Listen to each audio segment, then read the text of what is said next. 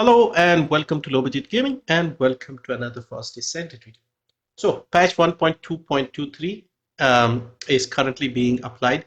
We are in maintenance mode for the last 3-4 hours. I just got back, so I thought I'll have a quick look at the patch notes while we wait for the maintenance to end. So quite a lot of things here. We have, of course, the demo for Season 3, the Axion planes, and a lot of guns have had some balance adjustments. We have 31 guns in the game, 31 ultimate guns. 20 of them had some changes done to it. So let's quickly have a look at the details here. So first up, we have the Axion Planes demo. So you can play this repeatedly from today, 24th of July, until the 7th of August, so before the new season kicks in. This will be a little different. As you can see, game structure, difficulty, visual elements are just created for the demo. So when we get the regular update, things will be a little different. You can play as one of 3 characters: Ultimate Bunny, Ultimate Frena, or Nell. You can preview the 2 new guns, Eraser and Exterminator, and you can preview the Legion of Breach Monsters, the new Colossus Wall Crasher, and 1 vehicle type. You can preview parts of the Axion Plains, 1 hunting ground, and Colossus Capture Zone. So we are not even getting the full map, which I think is good because we don't want everything to be spoiled immediately. Upon completing the Axion Plains demo, you can earn the following rewards in-game mail. Okay, so you'll get a bunch of things for completing: crystallization, spoils box, and the boosts. And you also get some for, so basically you get some for participating in the demo, some for completing the demo, and there's also a survey. If you do that survey, you will get some catalyst, 1 catalyst as well. Then we have some updates to the shop, so new skins and stuff. And now let's get into the juicy stuff, the weapon rebalance. The performance of the following weapons has been adjusted. All unique abilities are displayed based on level 4. Attribute damage is displayed based on level 100 weapons. So, okay, that is good. So let's start with the final masterpiece. So final masterpiece, as you know, the unique ability has all 4 elements cycling through every time you reload. So basically the damage has been increased. So exploding ecstasy goes from 50 to 160%. Restrained dissipation 150 to 145, pulsing shock 50 to 145, puddle of indulgence goes from 3% to 9%, and damage per second for the poison is 7 to 21%. So quite a big increase. Attribute damage has gone up significantly, and weak point damage has also been increased. Now, if I remember, the final masterpiece already had a decent fire rate, so this should help it become more viable, I suppose. Python got a slight increase to the damage, the attribute damage. So again, nothing major. Python was already in a good spot in my opinion. Excava also got a little bit of a power increase attribute. Enduring Legacy now gets fire, because if you remember, the main guns early on, things like Secret Garden, Thunder Cage, and the Enduring Legacy did not have a fixed element. Now it has a fire element, and the weak point damage has been significantly increased. So this should make it very interesting. So we'll have to do some minor adjustments, like with these guns. If you're not using weak point, you can probably add the weak point mod or get the rolls on the main gun. Thunder Cage, the damage has been increased even further from the unique ability. So 200% is gone up to 400%. And attribute has been added, electric. So again, really good for the Thunder Cage, which was already in a good spot, but it wasn't getting much use. Fallen Hope, now this gets interesting. On hit of an enemy inflicted with poison, firearm attack 30% has gone up to 65%. So really good change here. So more power from the gun, and attribute damage has been significantly increased. Now, I don't think the Fallen Hope was particularly weak in terms of power. What it was lacking was the unique ability wasn't good. So they haven't done much here, but it's still become more powerful. Next, we have the Divine Punishment. The attack up of the unique ability Glory has been increased. So basically they have doubled per stack. So previously we were getting 0.7 per stack, and how many stacks did we have? 25 or 30, something like that. So they have increased that. It won't be a huge increase, like maybe 3,000-4,000 attack up, but it's not bad. We'll have more fire element damage, and weak point has had a big increase. So yeah, basically I had a build not too long ago, and maybe I don't know if I put a weak point, but I probably did not. So maybe we can add 1 weak point mod. Otherwise, it's pretty good. Albion Cavalry. So some unique abilities have been increased. Firearm critical hit rate on hit of an enemy inflicted with mark has gone up from 30 to 33%. Okay. Ricochet additional damage has gone up from 32 to 39. Okay, not major increases. Attribute from 5,000 to 8,000. Okay, should help the gun. I mean, that was also doing well. But yeah, this should help a little more. Weak point on the Secret Garden. So Secret Garden doesn't get an element, unlike the other guns, but it does get a slight increase to the weak point. Um, but yeah, it's okay. It's nothing major here. Kingsguard Lance. So Guardian Lance damage has gone up from 14 to 40%. So this is a big increase and slight increase to the weak point as well. This is good, but I don't know if weak point increase is going to help that much.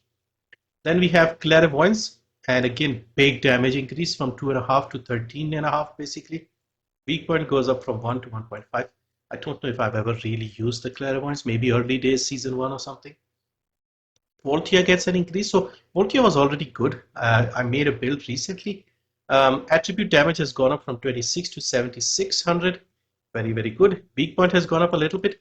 This is good. Multi-hit has gone up significantly because I had made the build with multi-hit and it was only 0.29 and I wasn't sure if I should work with multi-hit or not. I did end up making with multi-hit, so without doing much, we should get a nice increase to the multi-hit damage. Nazistra's Devotion. Attribute damage has been added. So Nazistra gets a toxic attack, 20,000 almost. Very good. And look at the weak point increase, 1.7 to 5.19. This is pretty good. Perforator, unique ability, explosive scanner has been increased, 35 to 65. Okay, good. Weak point has had another increase. So basically the three hand cannons have had their weak points increased. Nazistra gets a toxic element and Perforator gets more damage to the unique ability. Peacemaker gets an increase to the weak point as well. Okay, interesting. I don't know if it'll still change much in terms of whether it's used as a gun or as a as a stat stick, but yeah, now if you hit the weak points, you'll also get some damage. Wave of Light. Firearm attack on hit of an enemy affected by the unique ability Lunar Halo has been increased, so firearm attack goes up from 10% to 20%. Attribute goes up from 24 to 28. Weak point goes up from 1.8 to 2.3. Okay. Blue Beetle, a big increase to the attribute from 15 to 26, almost 27, and a massive increase to the weak point damage. So yeah, maybe now you can actually use it rather than just using it as a stat stick. Frost Watcher. Okay, let's see Frost Watcher. Attribute damage has been increased 16,000 to 22,800, so 23 roughly, and weak point has gone up. One of the things on the Frost Watcher where it removes the slowdown on Haley's ability. That thing only has like a 3-second effect, like something when you get that, it doesn't slow down Haley. I wish they had increased the time on that from 3 seconds to 10 seconds or something. That would have been a much better use case. Anyway, Afterglow Sword, weak point damage has been increased 1.8 to 2.76. Piercing Light, weak point damage has been increased 2 to 2.75. Okay, so basically, in short, a lot of guns have had their weak points increased. Some have had their attributes increased. Some have had attributes added to them. But mostly, we haven't seen a, let's say, a rework to the unique abilities. We've only seen firearm attack, damage increase. Some of the unique abilities have had their damage increase, like the Thunder Cage. But most cases, it's just a flat damage increase, weak point increase. Weak point increase will make things very, very interesting. And the Voltia got the multi-hit increase. I think this is the only gun which got a multi-hit increase. Like the Fallen Hope already had a good multi-hit, so that wasn't needed, but it gets more damage with the attribute. So again, even less reason to put the multi-hit core. We'll get more damage here. So yeah, this is pretty good. Okay, on to other improvements. Core costs have been reduced greatly. So for example, if you are currently, if you are converting a level 9 core into level 10, it would have cost you 50,000. Now it will cost you 20,000. So that's a big improvement because I have spent a lot of billions converting the cores. I rarely have more than like 50, 100 million left because I keep doing that. So I've been trying to control myself because I knew this might be coming. So thankfully, it'll cost me less. in my case, because I had like 4 billion earned when they showed that Descendant log for the last year, and I had spent it all. So anyway, so core costs have been reduced greatly. Then we have events. So Descendant purchase ticket. Okay, so if you already had the Descendant from, like, if you had all the Descendants and you got the Descendant box, you could sell it to eat here basically for the duration of the event. Now UI and UX, so we have some changes here. Added default stickers to photo mode. Okay, if you're interested in that. Miscellaneous stuff, bug fixes. Fixed an issue where the number of fireballs granted when using Deadly Cuisine, while players' character was incorrectly displayed in the tooltip before 3, after 5. Okay. UI UX. Fixed an issue where the remaining sale timer of limited timer must overlap with. Okay. Fixed inconsistencies between objective displays. Okay, so a lot of miscellaneous bugs. So some of them have had their skins adjustments and things like that. So okay, you can read that. So mainly 20 guns done. Okay, so let's see which ones did not get any changes. Truly Deadly Arson did not get any change. I wanted that one because they did sort out the Voltia, which honestly was doing fine. So this will actually make the gun really good. Okay, and of course there are a few other guns that really did not need much in terms of changes. Ancient Knight, some of the other guns like, of course, Dagger, Relic, Malevolent.